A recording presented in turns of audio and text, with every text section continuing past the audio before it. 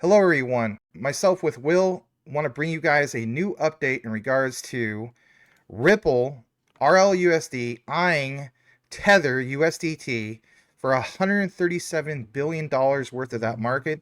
As we know, Bitcoin and Ethereum have roughly 81% of market dominance, but Tether does the most amount of volume on average per day.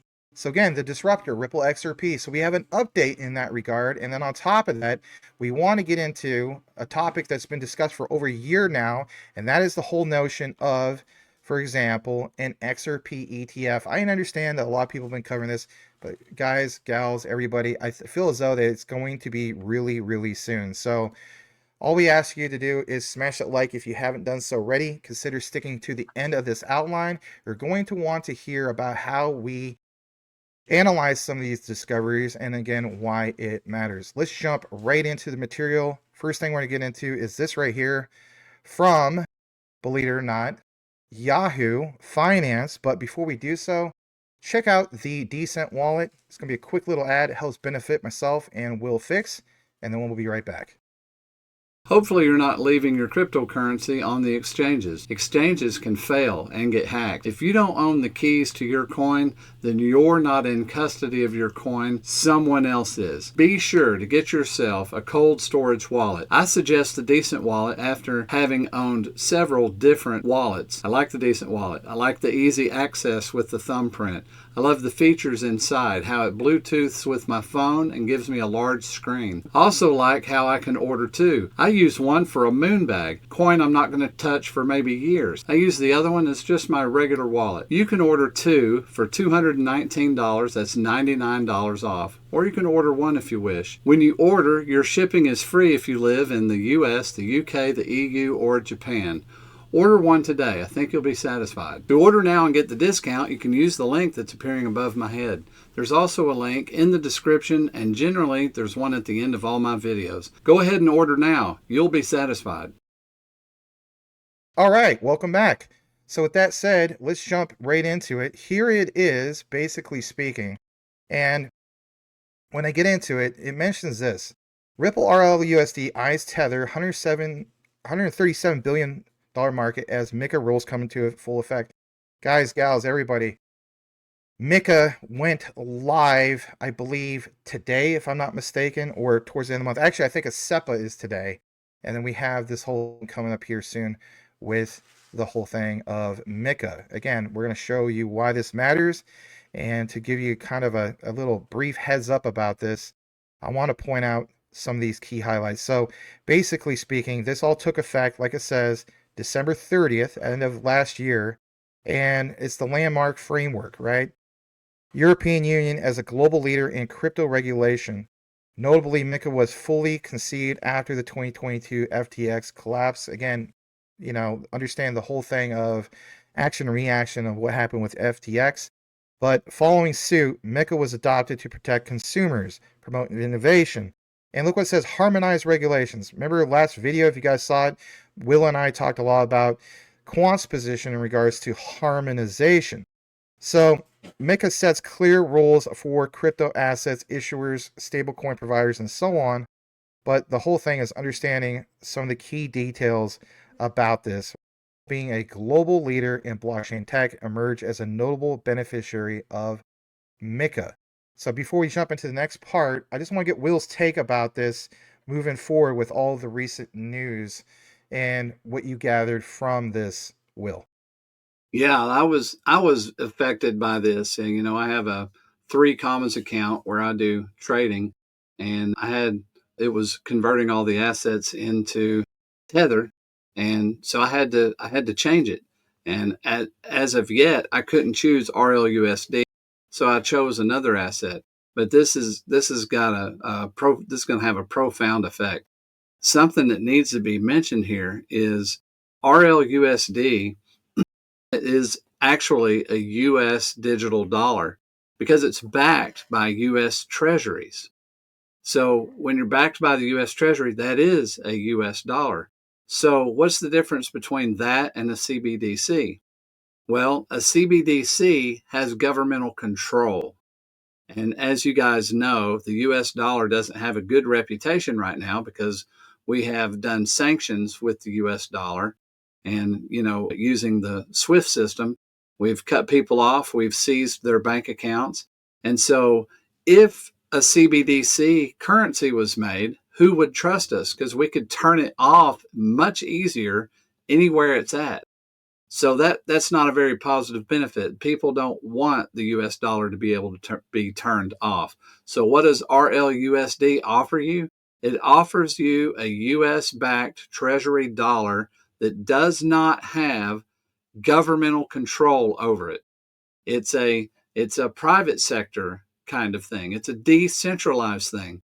There's no one going to seize the RLUSD that you have through mechanism of just flipping a switch somewhere and saying no soup for you. So that's one of the major things that I see. Not to mention the volume of money. If you know what the volume of money is, how many times a US dollar is used, let's say, in a year, that same dollar just travels around. It's getting passed from hand to hand. So when you think of RLUSD and you think of the volume of money, the amount of money that it's going to generate, the amount of XRP it's going to cost to move all of the money, we know the fees are low, but the repetition and the volume of the US dollar is tremendous. So, and there's a burn factor. So that means the asset that we have as XRP, which its main point is the pool of money that banks and institutions are going to want to access that XRP. But we got another job that XRP is doing. It's helping to pay for RLUSD. Well, that ties up some coin, and I believe it burns some as well. So there's a profound effect that's going to happen with RLUSD, and that's some of the thoughts that I had, Max, on when we were reviewing this information for a show. Absolutely. Glad to have Will bring his perspective, to say the least. And it brings us to this next particular part. It's what's mentioned, believe it or not, from Quant in that regard with Mika. I want to pull this up on your screen as well. And basically, you're going to see some things in regards to how DLT regulation will accelerate Europe's adoption of digital assets. We talked a lot about what's going on with America. Understand that the UK and Europe are also part of that big mix because, again, the whole thing of Mika. How so? Well, what do you see? Straight from the Quant Network, it talks about this thing of Mika and also TFR.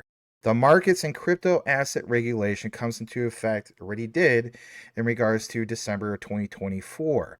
And look what it says, promising harmonized regulatory environment across all member states. Covers crypto assets, those issuers, service providers.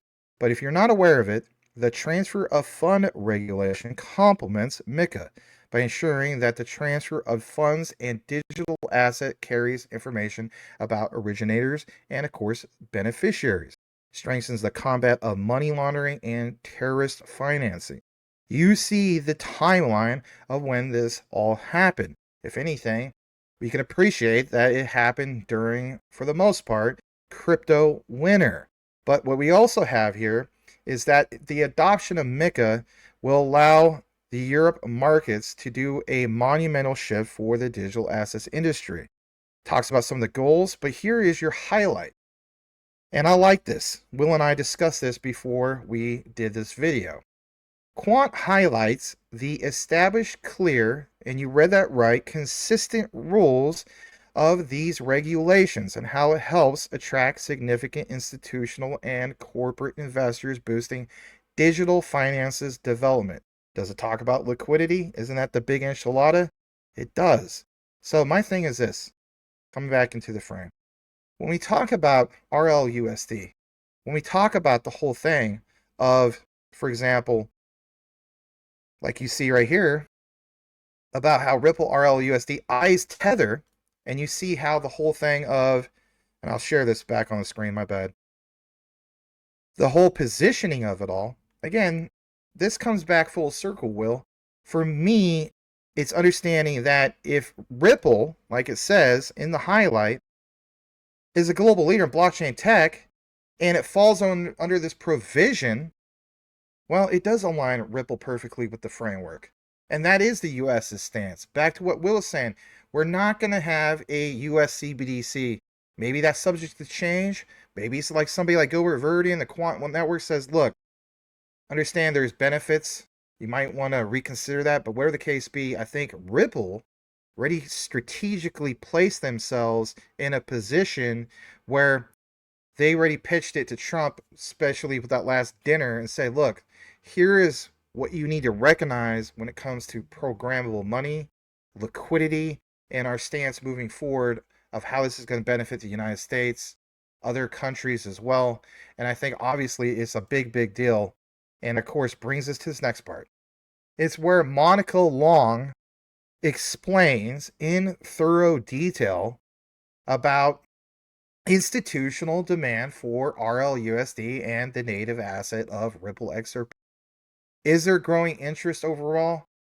Will there be an XRP ETF that's going to happen soon? Now, we have an update in regards to that, and it was from Yahoo Finance. But nonetheless, let's have you listen to this straight from the one and only Monica Long, the president over at Ripple.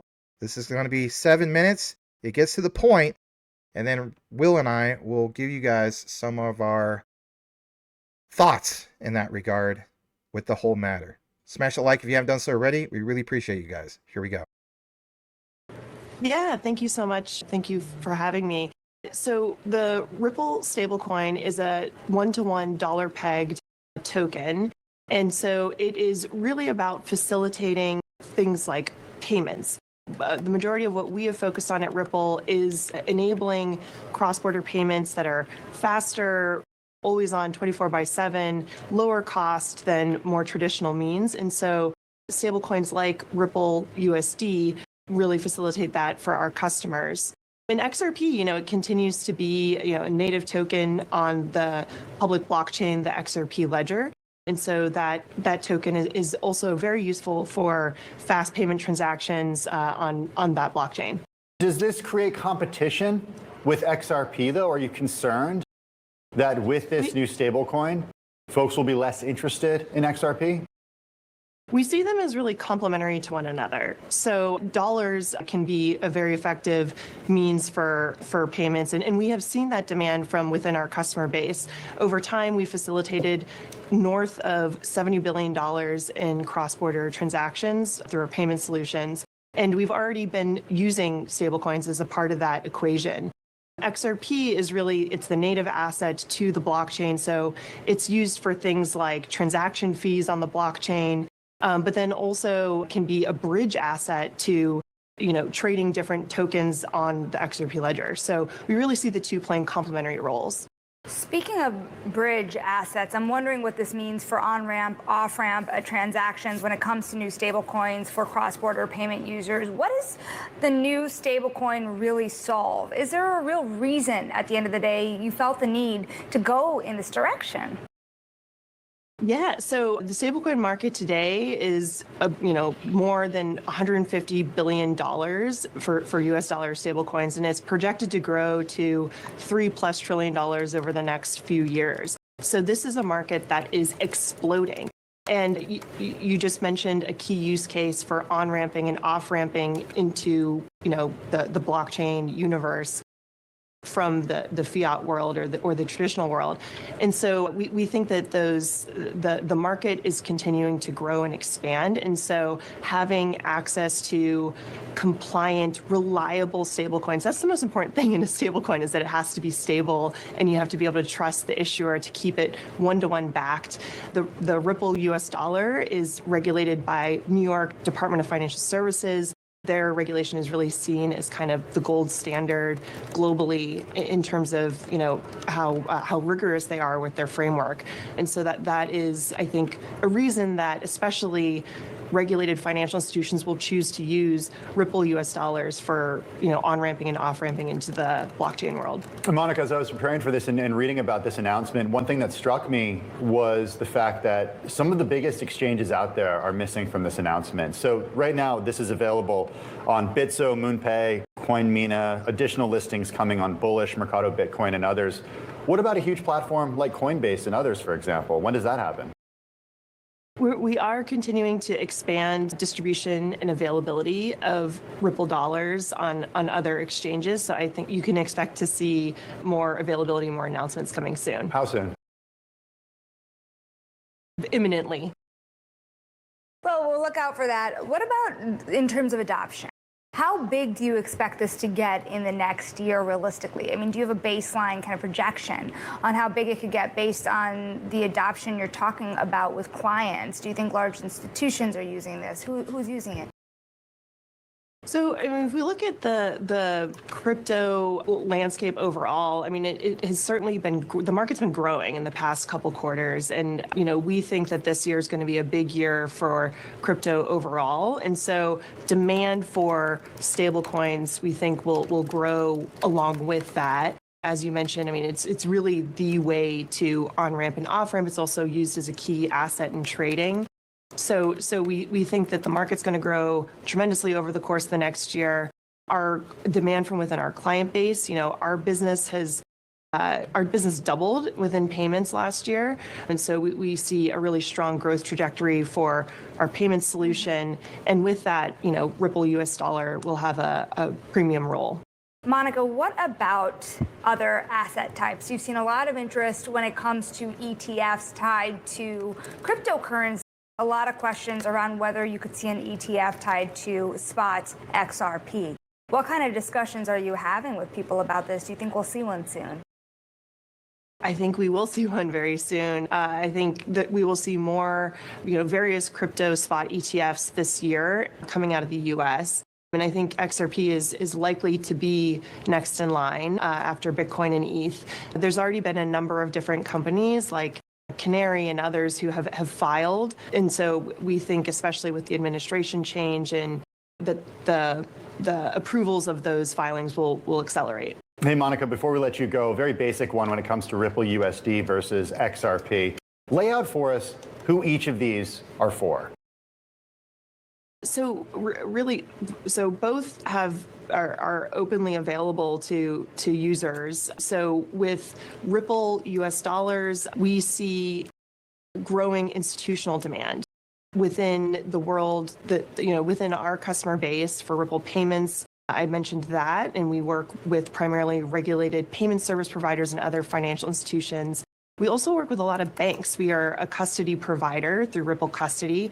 And they are some of the biggest banks in the world are really interested in providing tokenized asset services. And so with that, US dollar stablecoins are really important to facilitate those use cases.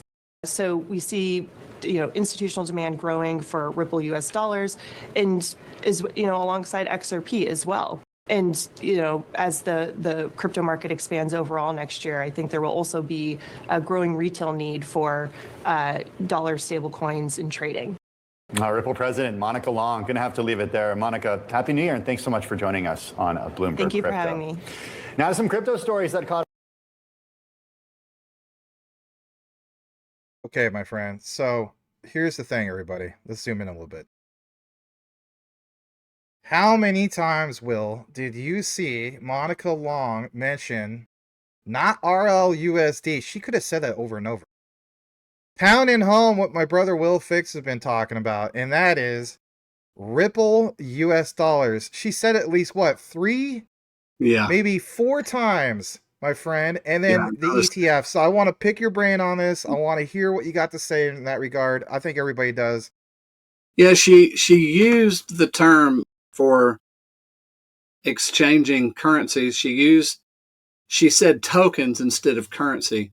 So I think it's important to bring out that probably her intention was all of the foreign currencies of the world is what XRP is a bridge currency for. It's a bridge currency to all of the world instead of it being a US dollar. The Ripple US dollar is not going to be desired by many countries. If you're in the EU, you want to be paid in your currency. You don't want to have another job to do to convert it. So when you get sent XRP, you cash it out in euro, and that's where that liquidity comes in. XRP effectively is all the currencies of the world anytime you want it. So that's the effective result. When you send XRP, the country gets the currency they desire. It just shows up. And that liquidity is because there's other banks in that same country purchasing XRP to send to another country. So if you're in the EU, where does the money come from that you want to cash out your XRP? Well, the bank next door to you is trying to send a payment. And the 3 seconds that it takes to get the coin may be the object of the stabilization, because it's going to be stable for those seconds. And I believe I would venture to say that if that stability gets shaken because the volatility gets great, they will create stability by just maybe freezing on a daily basis. Today, this is what it's worth. That's just me speculating, but they're going to want the value of XRP to be there for the bridge currency idea. And and then you also have to mention too, on the RLUSD side, it's the opposite of that. If it's a cross-border transaction, what other country wants the US dollar? So I don't think it's going to be a challenger to XRP. Every country wants their own currency. So I think the only place that RLUSD is going to take away, if you want to say, well, what's it going to take away? Surely it'll take something away. It may take away from transactions between U.S. territories. You were going to send a payment. I imagine that you could have put it in XRP, shot it for its speed, and then it's offloaded and translated into a dollar. Well, now you don't have to do that. You can just send RLUSD. However, you still get to charge XRP for that transaction. So that's one thing I wanted to bear out. Excellent analysis, to say the least. And just to summarize everything, just in case some of you guys missed some of this, the highlights from Monica Long, I just want to pull this up on your screen because it's going to give you the quick conclusion. And that is this. Why does this all matter? Well, in addition to her comments on the anticipated XRP ETF, Long definitely spoke about the growth. She did. She also pointed out how Ripple's business and payment solutions doubled last year. Awesome. And talks about, obviously, the growth trajectory. But for me, Will, this is my key highlight for everybody. And that is, I love how she spoke, like it says, about the company's stablecoin RLUSD, which she stated will have a premium role. There's a lot of stablecoins out there, as we know.